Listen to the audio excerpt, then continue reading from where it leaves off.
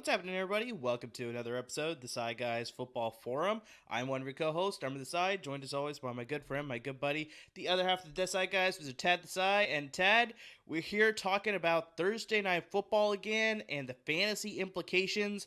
We have the Denver Broncos traveling to Cleveland to play the Cleveland Browns.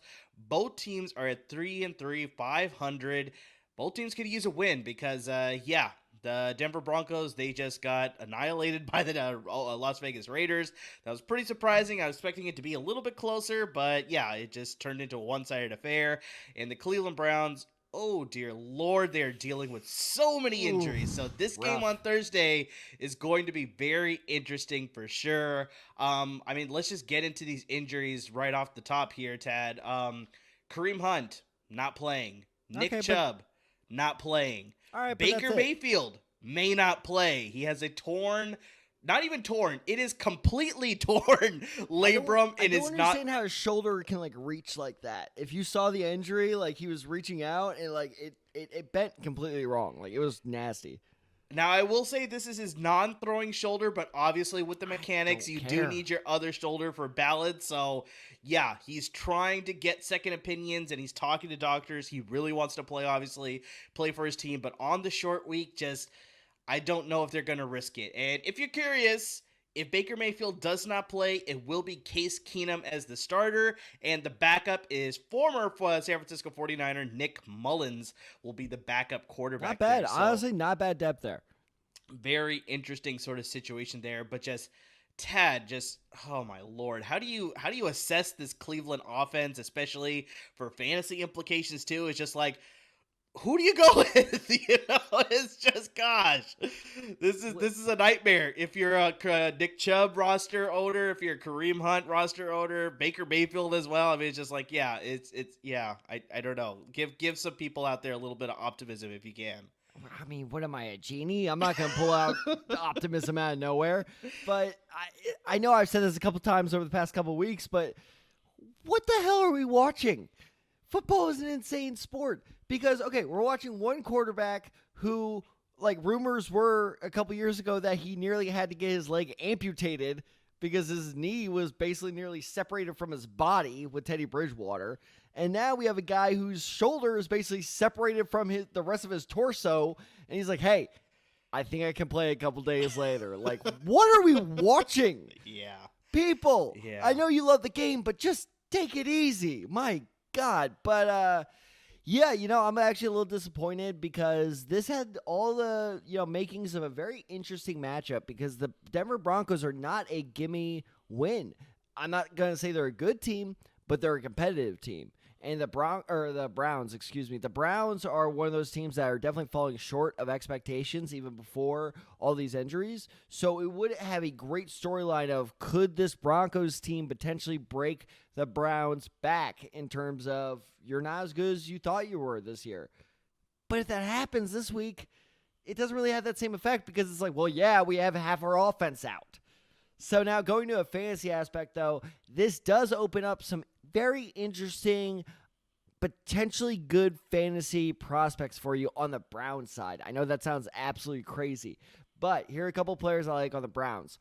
First player, Donovan Peoples-Jones. Now, I knew this guy was going to be good. I could not believe he slipped all the way to the 6th round. It was ridiculous then. It's ridiculous now. Because you look, honestly, I think if you polled Browns fans, who do you like more, Peoples-Jones or Odell Beckham Jr., more people would say Peoples-Jones. I really do believe that.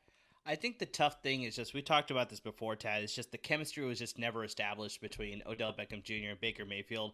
Part of that's also because of injuries. Odell just hasn't been completely healthy in Cleveland either. And speaking of healthy, he's possibly not going to be playing in this game as well. He's dealing with his own shoulder injury. So it's still not confirmed that he's not gonna play in the game, but it's looking like it's trending that way. So obviously keep aware. If you do have him rostered on your fantasy league roster, just keep aware about that. So yeah, I do like Donovan Peoples-Jones, but I'll let you continue with your analysis of him. Right, so like we've been saying, forget about OBJ. It's all about DPJ now. DPJ. How about that for a nickname? Doesn't quite roll off the tongue, but still, we're going to roll with it.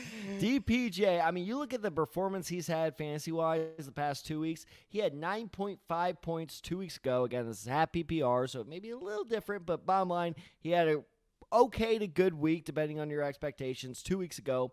This past weekend, he had 24 points. This dude's legit. He fits in this offense. He's doing well. And here's the thing, is Case Keenum, Nick Mullins, Baker Mayfield, even if he's not healthy, I don't care. This team's probably going to have to be passing it a lot to stay in this game because this Denver Broncos offense, while not amazing, although it should be given the amount of offense. Could you imagine if they had Aaron Rodgers on this offense? Like, they should have traded for Rodgers. But that's yet another topic for later. Is this Denver Broncos offense, I think, is going to give a struggling Browns defense a lot of trouble, which means a lot of passing for the Browns. Those balls have to go to someone. And considering Jarvis Landry is on IR, OBJ may not be playing. And even if he is, like we said, that chemistry's still not there. Donovan Peoples-Jones, DPG, yes, he really doesn't roll off the tongue very well at all. He is going to be one of their main guys, if not their main guy. Now, here's my sleeper for this game. Demetric Felton. We're all huge fans of Demetric Felton at the LAFB Network. Yeah, it would be really awesome if he could sort of break out here. But, Tad, before you sort of dive into Demetric Felton, I kind of want to throw in a little bit more about Cleveland's injury woes as we head into third. More? I'm sorry. As we head into third. Jesus. This list is longer than my arm. Yeah, and I'm a skinny white guy. It's pretty bad. So we just, over the weekend, starting offensive linemen Jedrick Wills and Jack Conklin both missed the game. On the short week, there's a possibility that they may not play as well. They have not been practicing in this short amount of time here. So, once again, similar to Odell Beckham Jr., it's leaning towards them possibly not playing. And if they don't play, that sort of affects your backup options at the running back position, i.e. Demetric Felton, possibly Dearness Johnson as well. If you're thinking to, be one of those sneaky guys and pick up one of these backup options, I don't know how successful they'll be without two starting offensive linemen. If you have a guy like Nick Chubb and Kareem Hunt, experienced veterans who could make something out of nothing, that's a different story. But these are two guys that, have a lot of promise for sure, but without starting offensive linemen like Wills and Conklin, two really good offensive linemen, that hurts their fantasy stock a little bit. But, Tad convinced me otherwise. I agree with you. So I think Felton will get a couple carries. I don't expect him to do much with it. But here's what happens. You're missing both of your tackles, just like what you said the Browns might have to put up with. What does that mean? A lot of screen passes, a lot of slants, a lot of short passes. A little 1-2 drop step backs for the quarterback. Just dump it off. Get rid of that ball ASAP, because if Case Keenum gets hurt, you are screwed. So if you need to just say, look, we're going to give it to a guy and see what he can do in space, there's no one on the Browns roster that can do that better right now who is healthy than Demetric Felton. So actually, I think that helps Felton's value. Okay, I can see that logic there. I also wouldn't be surprised. He's going to get 2 points. I'm going to look like an idiot. I also wouldn't be surprised if they involve the tight ends a little more, especially if Case Keenum plays, because, once we talked about this before, inexperienced quarterbacks, rookie quarterbacks, they like to use the tight end. Austin Hooper could see a lot of targets in this game, just like Donovan Peoples-Jones. So, yeah, there's a strong possibility there that Austin Hooper could actually have a good day, surprisingly, as a pass catcher, as opposed to just being a run blocker previously in this type of system here. I totally disagree with you, actually, because under my notes, they are actually the first group, not even player group I have of players I hate, is any Browns tight end. Okay. And not just because the tight ends, I'm not saying they're not talented or anything, but because the way that offense is set up, they spread the ball around the tight ends too much anyways. So even if Baker's healthy, even if he's not, I think the tight end group is going to do pretty well. I agree with you there. That I think as a collective, they're probably going to finish with 8 catches, but each one's going to finish with 2 catches each.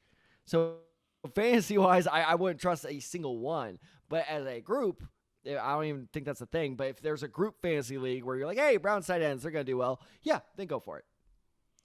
I think in ESPN, you could sort of set it up. So instead of picking the individual players, you could set it up that's the team's tight ends and the team's quarterback and stuff like that. So then go for that Browns is something tight ends, that is doable. That's money right there. I don't know how many leagues play that way, but I do know those options exist. I've never heard of that before.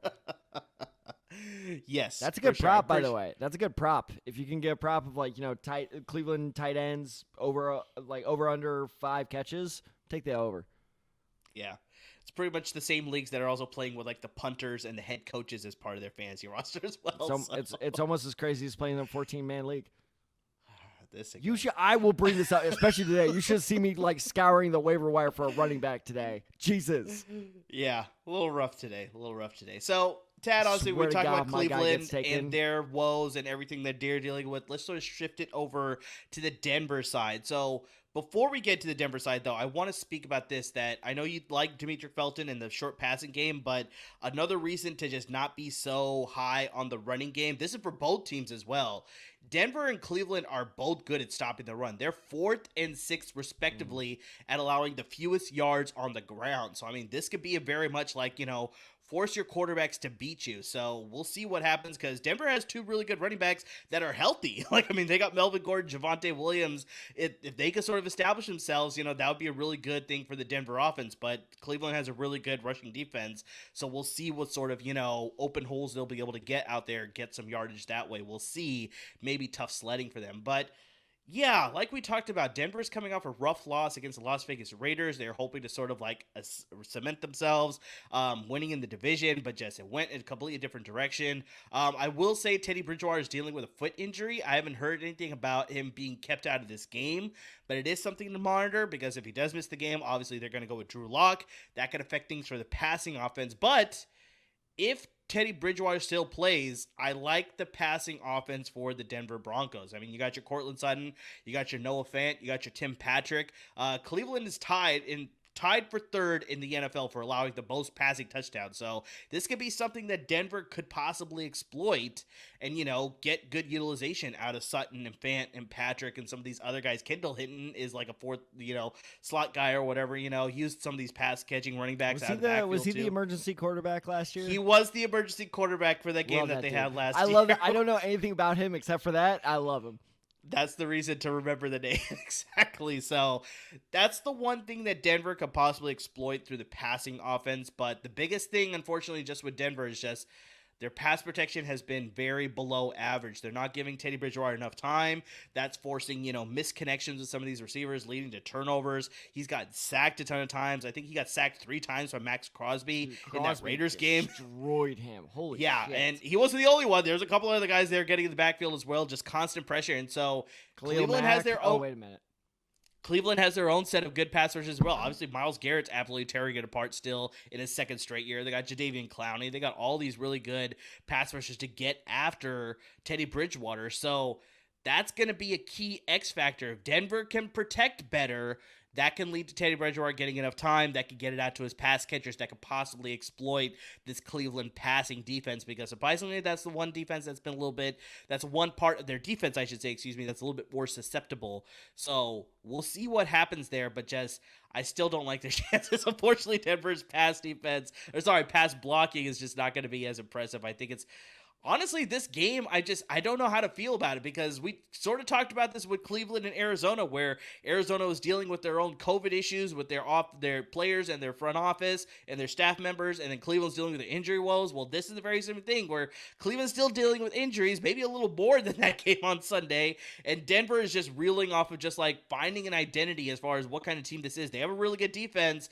but just can this offense, keep up with how well the defense is playing? And it's just, I don't know if we're going to see that. So it's going to be a very interesting game actually on Thursday. So just what are your thoughts on Denver as far as fantasy is concerned here? So I get your frustrations with the pass blocking. 100% correct. That offensive line is the reason this offense is not working, which is super frustrating, because I really like Teddy Bridgewater as a person and as a player. And he is getting a lot of the blame for the Broncos, shortcomings. They've lost 3 straight, but honestly, if you look, this 3-game losing streak really isn't that bad. They had a really bad game against the Ravens where they weren't even competitive at all. But the next 2 games, they were competitive against the Steelers team, which I know is the Steelers aren't as good, but they're still a good, talented roster. And then they, you said smoked, and I know the score looks a little closer than what it was, but still, they at least held in there against the Raiders, and that Raiders team was fired up. You could tell that Raiders team was just like, oh, you think we were just good because of Gruden? Screw you. We're good just because we're good. Like, that was a weird situation the Broncos were walking into. And if you listened to our betting episode last week, you would have known to bet on them. We're not going to talk about my Chargers pick. I was just going to say that you're completely right. Denver was very close in that Raiders game early on, but then the Raiders took it to a separate level and Denver just couldn't keep up with it. So that's why I said Denver's a very interesting team. I'm just not quite sure how to feel about it. Now, here's why I'm confident in this offense, at least from a fantasy perspective. And honestly, kind of from a game perspective too. So I'm not going to pick a winner here, but I'm going to go like a kind of final score prediction. I haven't looked at the over-unders here, but if it's anywhere around like 40, take the under. Because I'm expecting like a 17-13, 20-10 type of game. Because, look, I think Baker will end up playing. No way is that dude completely healthy. No way. So I think Cleveland will probably win it. But it also wouldn't surprise me if Denver was on the opposite side of that 2010 loss to be the 2010 winner. Now, with that said, though, I want to throw out a real quick stat. Amar, guess on average how many points the Cleveland Browns defense have given up fantasy-wise to wide receivers over the past 2 games. I'm going to say 23. Is that your final answer? Little Who Wants to Be a Millionaire throwback? Yes, I'm going to stick with that. 52. 52. Oh, jeez. That was half of that. 52 points. So they gave up 49 points 2 weeks ago and 54 points last week to wide receivers. Tim Patrick, on the other hand, has scored 10-plus points his last 2 performances. Courtland Sutton had a little bit of a cold streak a couple weeks ago. He's put up 19-plus points his last 2 performances. So you are right. Bridgewater struggling. So I think even with this bad offensive line with the Broncos, those receivers are in line for a huge game against a really weirdly crappy Browns secondary. So look out for those receivers. Now, I will say this. This, above any of the Browns players, the only way you could tell me I like a Browns player less than this guy I'm about to name is if Nick Chubb somehow comes back and is like, I can play this. I'm like, don't start him. That's Melvin Gordon. If you look at Melvin Gordon's descriptions, his breakdown of fantasy football, everything going into the season, it was, look, he's going to start the season hot.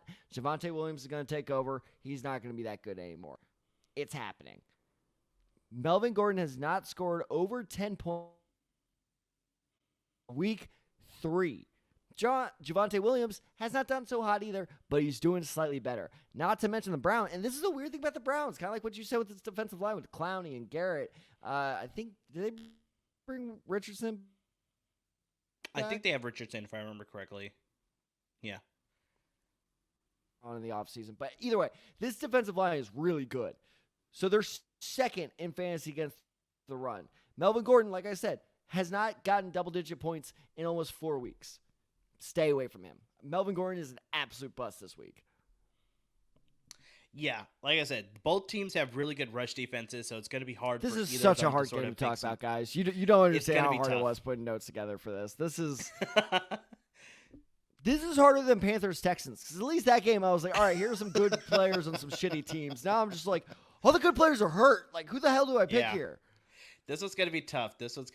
So, yeah, it should be a very interesting matchup. I can't really decide which way it's going to go, just like I said, based off of how things are looking for both teams respectively with injuries and just not having a really strong identity on offense. It's going to be, very interesting to see which team can sort of get above 500 and which team will fall below 500. So, we gave our best shot here with the Thursday Night Football, giving you some fantasy advice here. Hopefully you can use it with setting your lineup. Maybe, biggest thing is maybe avoid some of these players in this game and maybe worry about the guys that are playing on Sunday and Monday as well. That's how you can set your lineup. Probably the best advice I can sort of close out with here. But yeah, we definitely appreciate everybody tuning in to the episode here.